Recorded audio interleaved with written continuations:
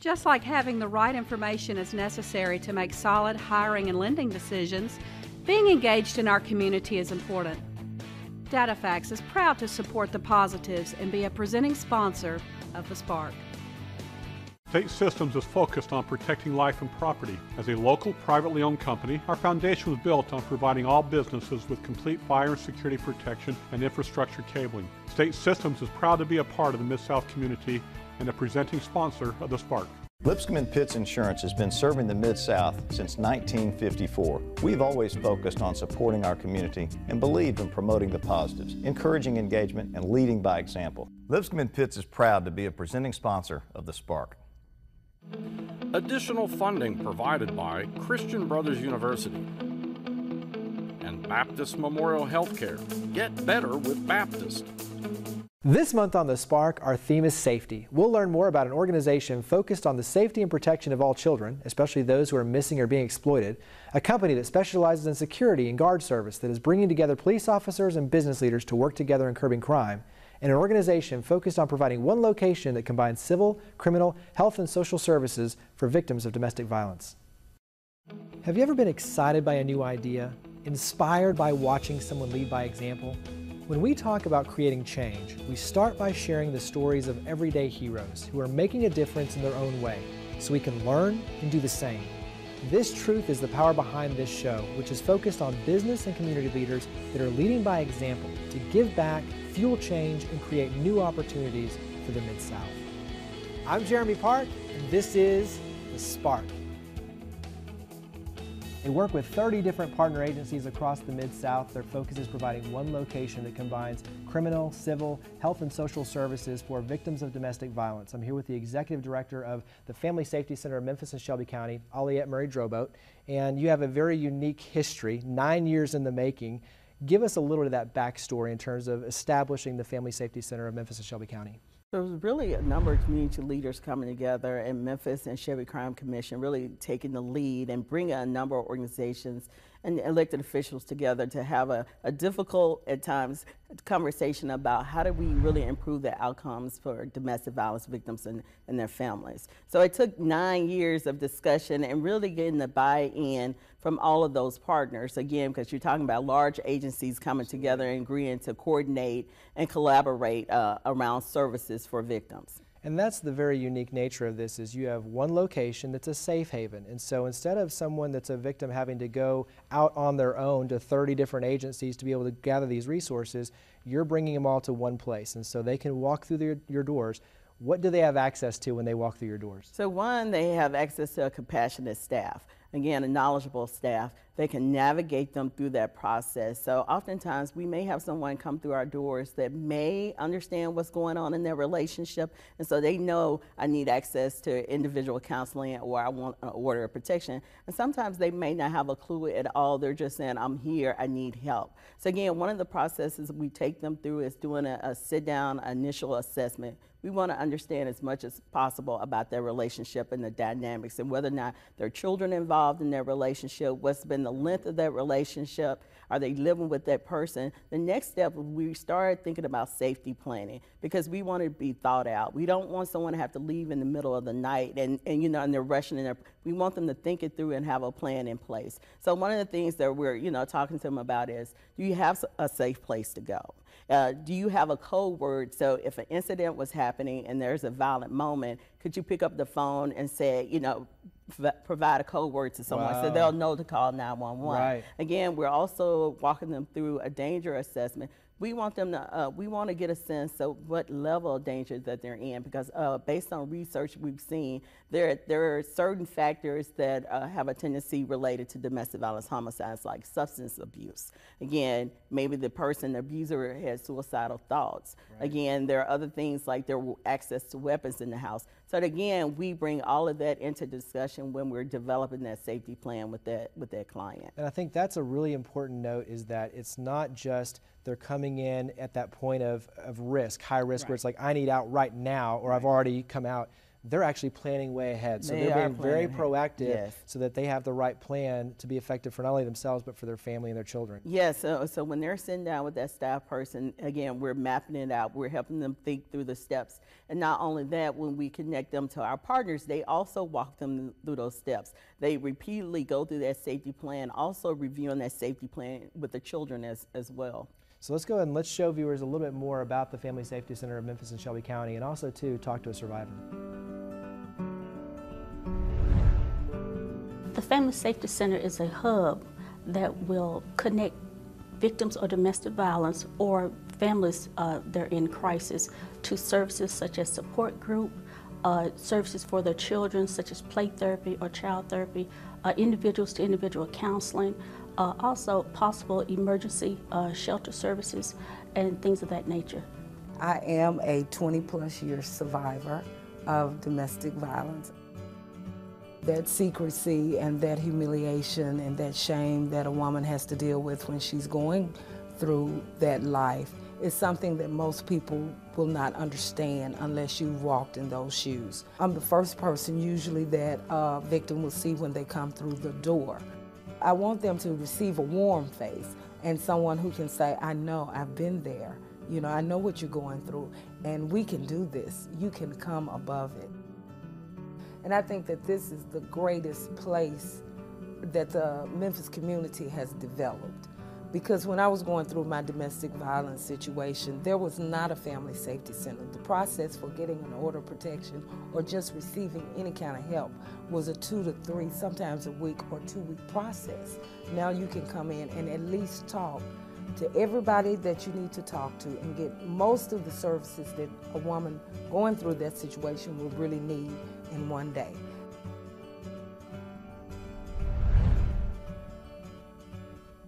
So that gives us a little bit more perspective. I know that one of the things right now, there's about 20,000 cases of domestic violence that the Memphis Police Department deals with. You work with roughly 200 a month. What's the typical stay? When someone walks through the doors and they have access to the services, obviously, how long are they working with you? Is it 30 days, 60 days, 90 days? I know it's probably going to vary a bit. Right. What is it typically? We do customize that approach depending on the needs of that client. So typically we're looking at 60 days, but oftentimes we'll have individuals to come back. They may need support during that time when they're, again, working on that safety plan, working on the exit strategy. So they're checking in with us. Again, they may need additional support. So at first, maybe they needed access to a shelter, but now they're ready to go into individual counseling. So again, it depends on the needs and the wants of the client. And I know that you're using the 30 partner agencies to be the noticers. So they're out there looking for things that are a little bit awry so they can intervene early.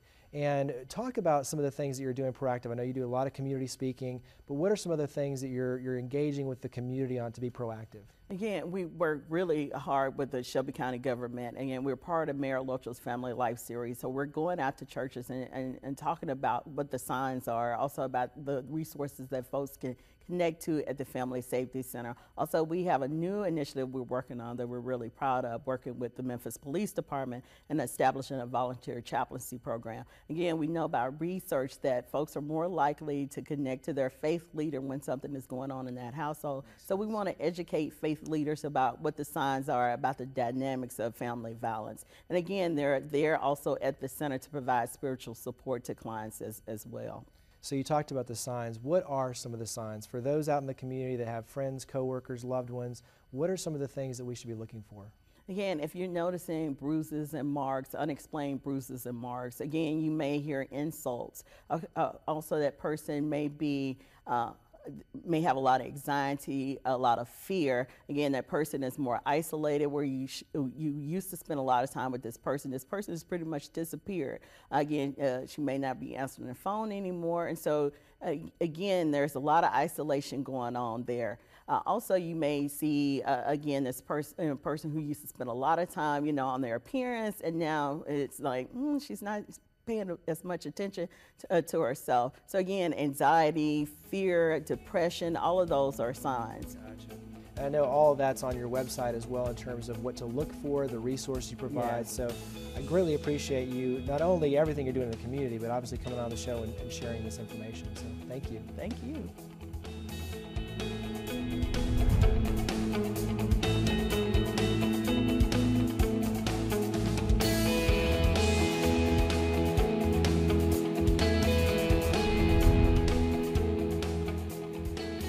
see their red trucks, their famous red trucks, all over the Mid-South. They literally wear their name on their sleeve. I'm here with Patty Phelps and Phelps Security, and you just recently celebrated 60 years, so congratulations. And give us a little bit of the history for Phelps Security. Okay, in 1953, my husband's father started the company, and years later my husband began to run the company for his family. But then my husband and I purchased the company. We decided that we felt like we could make a good partnership, so we collaborated, and it's been great. Our children have watched the company grow over all of their lifespan, so they decided that they wanted to be involved. So we have our 3 grown children working with us now, which is now really the 3rd generation. I think it's pretty neat. They've all been able to form their own ownership in it and create their own destiny with it, which is really amazing to see. So it's armed patrol, it's unarmed patrol, it's investigative services, it's residential patrol. Give us a snapshot of everything you do at Phelps Security. Okay, our main product is armed and unarmed security officers for commercial entities, all types. We do a little bit of everything. Also, we have a security patrol service where clients come together to share a patrol because they don't have that need to have that standing officer on their property. We also provide residential patrols. We recommend communities have a concentrated patrol where one officer actually roams in their neighborhood so they get to know the homeowners and their families and so on and so forth. So, you know, we really cover a very broad spectrum. We also have an investigative service division. We have, my husband and my son are both private investigators, so we offer that as a backup product also to our commercial clients and our residential clients if there is something that arises. And one of the neat things is when you talk about the residential area, you work a lot with neighborhood associations and the neighborhood watches. And basically what you've done, you've created this organization called Big for Memphis. It's an acronym, Business Interest Group. And you get together on a monthly basis and you bring in the colonels, the different precinct commanders, and they give a modified Blue Crush presentation. And I don't want to go into detail because I want you to, but explain Big for Memphis. Okay, well, Big for Memphis is a give back that my husband and I developed to try to do something good for our city. We were privy to seeing Blue Crush presentations ourselves through our involvement with the police department and our communities. And so we felt like that was something that other business owners and even citizens of our city need to see because it's very informational. It really shows what our police department is doing for our city and how crime is being fought and also how much improvement there is in what's being done here by our police department. So we developed this organization where once a month, we started with 3 precinct colonels that came in and they come and give a Blue Crush presentation which shows, you know, that community what's going on. And I think that the police department really thinks that it's a good thing because now we've grown to 6 colonels of 9. Nice. So we have really the majority of the colonels participate in this program once a month. And we also bring in a speaker, either regarding a crime-related topic that we feel like needs to happen. You know, we've had, you know, representatives that came and talked about, you know, school shootings and so on and so forth when those things arise and people really want to know more. We try to target what we feel like the community wants to know and needs to know. We also bring in other speakers that will bring out a topic that shows something very positive going on in our city. We have so many of those things happening and we like to highlight what good is happening so that we all have good things to talk about to support our city. And that's a great segue. Let's go ahead and show viewers exactly what we're talking about with Big for Memphis.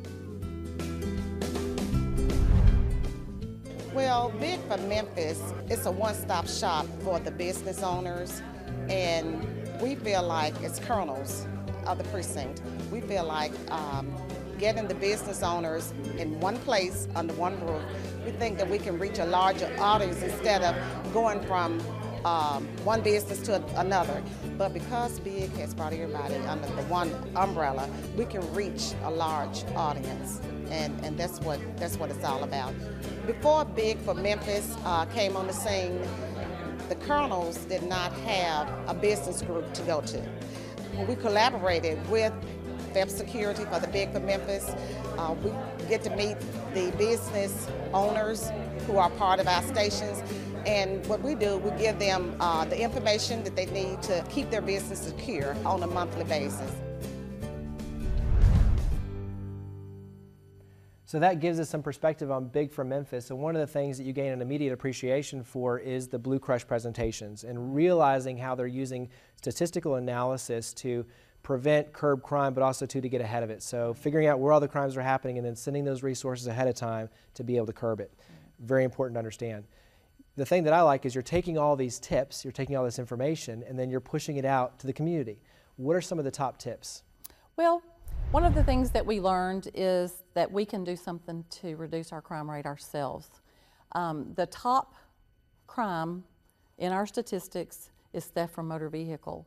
So if we just as citizens will take our things and stow them away, stow it, don't show it, is a big push that the police department put out, and we promote that everywhere we go.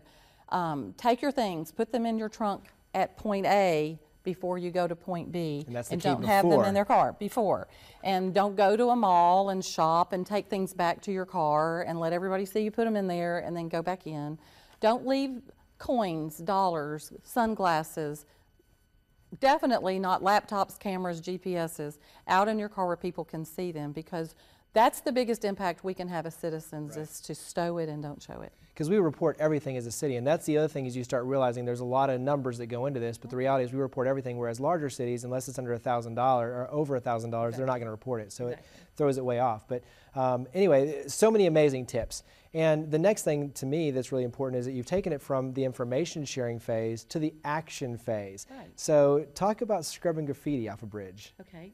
Well, as we were all together and learning in Big for Memphis many things, Dr. Janikowski pointed out to us that graffiti is a sign that your neighborhood is becoming ridden with crime. So we all recognized that there was a railroad overpass at Ridgeway and Park Avenue that had a lot of graffiti on it that was affecting businesses around there and beginning to make the neighborhood not look as premier as it is. Sure. So we collaborated, and everyone brought their resources in. Some brought scissor lifts, some donated paint, some donated paint rollers, and a lot of people donated their time. The police department blocked off the traffic, and we very excitingly had a day where we alleviated that railroad bridge of any graffiti. So it's something we're very proud of. So when you drive by that, the proud moment. That's absolutely. Right. That's right. And so one of the other things too that I think is really special for me is that you and your family, Phelps Security as a whole, were very instrumental in the Fallen Officer Memorial. So the Memphis Police Department Fallen Officer Memorial, 62 officers killed in the line of duty, have lost their lives unfortunately, and it's $1 million project to honor them and their service to our country and our city. And so I just want to personally thank you, because you not only donate your time, your money, but obviously too pulling all these resources together to help bring it to fruition. So thank you for everything you do in the community, and thank you for really coming on the show and sharing it. Well, thank you. It's been an exciting thing to be involved in. You know, my husband was in the Sheriff's Department, and it could have been me, you know, that lost their husband in the line of duty. So it is an important project to us. We appreciate the sacrifice that our officers make to protect our families and our city that we live in. Well, I greatly appreciate you coming on the show and sharing that. Thank you.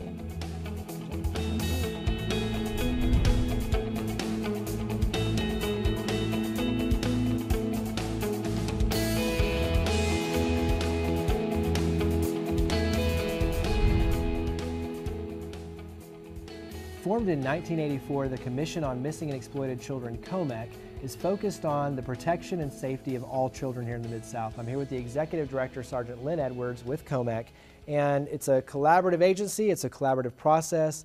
Describe the collaborators. It is. The collaboration was formed in 1984 after a series of highly publicized child disappearances. The Juvenile Court of Memphis and Shelby County, the Memphis Police Department, the Shelby County Sheriff's Department all came together to assist in an effort to better address the issues surrounding missing and exploited children.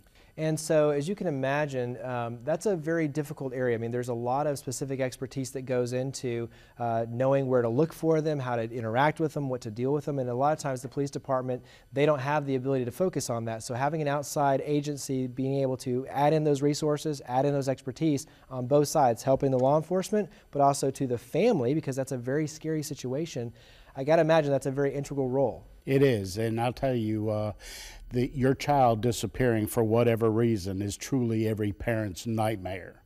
And having an agency that is able to provide technical assistance and to assist smaller law enforcement agencies throughout the state, in fact, throughout the country and even overseas. We've assisted in cases all over the world. So. Wow. One of the things I think, you do a lot of speaking out there in the community, and before I even get to that part, describe the different things you do, because it's so much. It's drug testing, it's child identification and IDs, it's counseling, so there's a lot to it. What are the things that COMEC does? Well, the vast majority of my time is spent face-to-face with children, with young people, whether it's dependency and neglect, whether it's delinquency, and working with kids and trying to open lines of communication with their parents, with the schools. It's so important for everyone involved to effectively communicate with kids. I call it raising digital children through analog eyes. And I like the fact, just knowing you, like, you don't wear a watch, you don't go in when you sit down with kids and you don't talk about time or anything like that. Like, we'll do whatever it takes, but so much of you, I call you the child whisperer, is focused on how can we kind of get to the root of this, but also to heal the family dynamic. Right. And oftentimes what I say is that the emotion level is so high, the anger, the frustration, the anxiety, and what I try to do is I try to diffuse the situation and open up doors where they can walk through and better communicate with their child, or the child better communicate with the parent. Someone asked me recently about the drug testing program. What does that got to do with missing children? Well, a child can be missing physically, or they could be missing mentally. And a child that comes home from school, goes to his room, slams the door, doesn't come out till the next day, is surely as missing as a child that has been abducted. So let's go ahead and let's take this opportunity. I want to carry this conversation, but let's show viewers not only the importance of what COMEC does, but the impact that it can have on a family's life.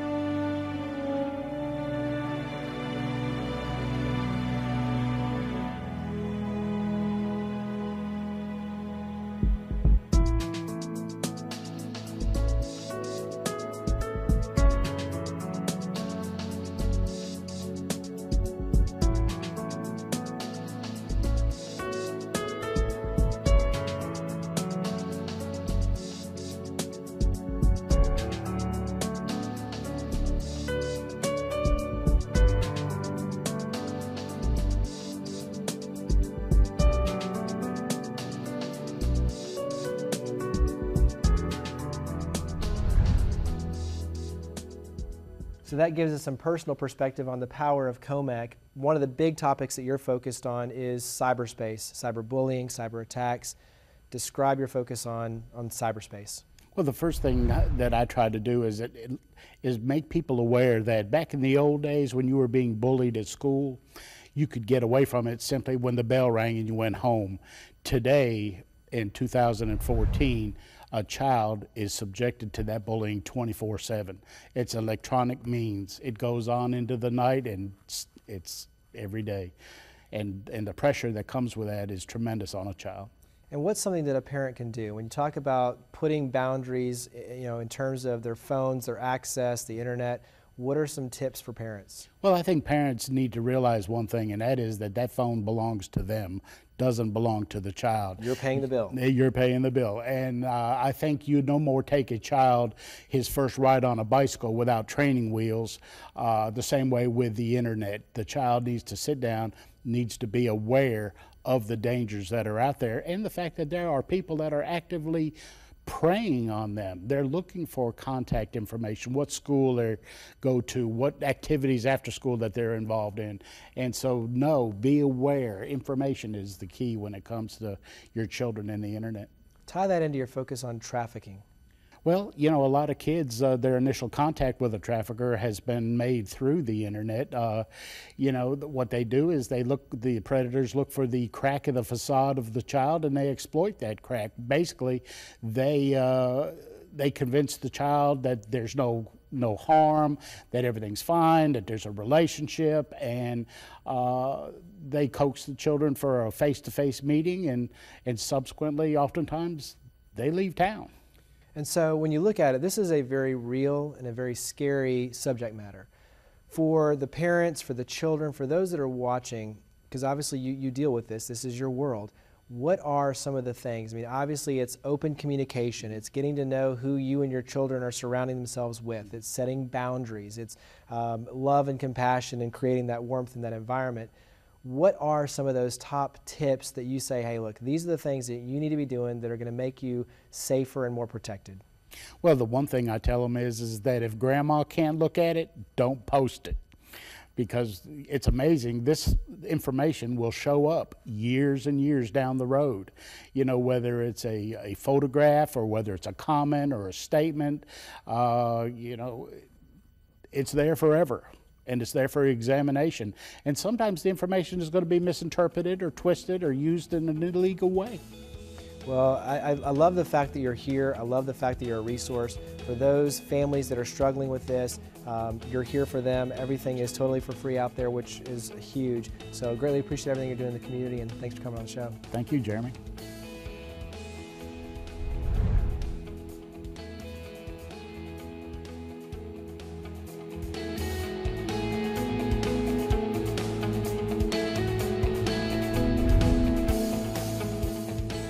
When it comes to safety and protecting yourself, your family, friends, and business, knowledge and awareness are key. As parents, we teach our children not to talk to strangers and ask permission before going anywhere with anyone.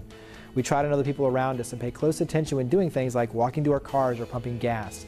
Small things can make a big difference, like stowing your valuables in the trunk before you arrive at your destination, or making sure that your business and home are well lit. Being proactive by empowering our citizens to recognize the warning signs of domestic violence and understand how to reach out and ask for help are important. I've lived in many different cities, some very large and some small, and they all have crime. What matters the most, though, is how we as a community band together and respond. So thank you for watching The Spark. To learn more about each of the guests and to interact with your stories of others leading by example, visit thesparktv.org. We look forward to seeing you next month. We hope that you'll join with us in creating a spark for the Mid-South. Just like having the right information is necessary to make solid hiring and lending decisions, being engaged in our community is important. DataFax is proud to support the positives and be a presenting sponsor of The Spark. State Systems is focused on protecting life and property. As a local, privately owned company, our foundation was built on providing all businesses with complete fire and security protection and infrastructure cabling. State Systems is proud to be a part of the Mid-South community and a presenting sponsor of The Spark. Lipscomb & Pitts Insurance has been serving the Mid-South since 1954. We've always focused on supporting our community and believed in promoting the positives, encouraging engagement, and leading by example. Lipscomb & Pitts is proud to be a presenting sponsor of The Spark.